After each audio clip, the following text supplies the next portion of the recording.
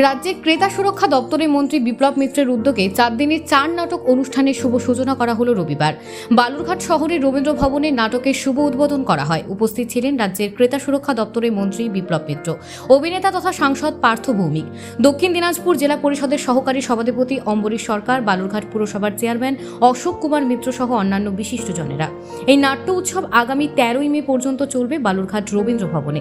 নাটকের শহর বলে পরিচিত বালুরঘাট, সেখানে এবার মন্ত্রীর উদ্যোগে নাট্য উৎসবের আয়োজন করা হলো, যেখানে নাটকে অংশগ্রহণ করছেন খোদ সাংসদ পার্থ ভৌমিক। এদিন প্রথম দিনের নাটক শেষে রাত 10:30টায় সাংবাদিকদের মুখোমুখি হন ক্রেতা সুরক্ষা দপ্তরের মন্ত্রী বিপ্লব মিত্র।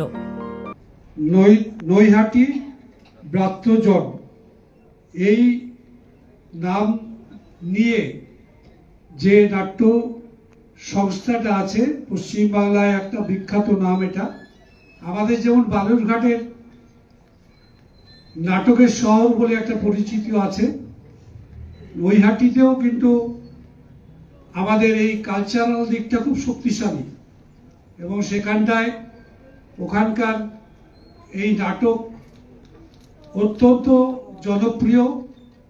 এবং শুধু নৈহাটিতে নয়, আমি নিজে যেহেতু বেশিরভাগ সময় কলকাতায় কাটিয়েছি, তা আমি দেখেছি কলকাতাতেও এই নৈহাটির নাট্য দলের এই বিষয়ে সাংসদ তথা অভিনেতা পার্থ ভৌমিক জানান, মানুষ তারা একত্রিত হয়ে 4 দিনের নাট্যোৎসব করছে।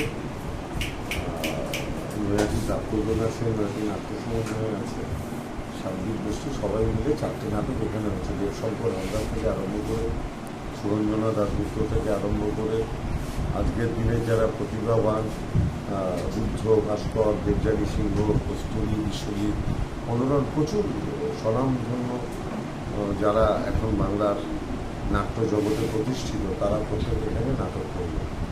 এবং আমি আশা করব যে এই বালুরঘাটের মানুষকে এই নাট্যোৎসব করে যে নাটকের দলগুলো নাটক মঞ্চস্থ করবে, তারা মানসিকভাবে খুশি করতে পারবে।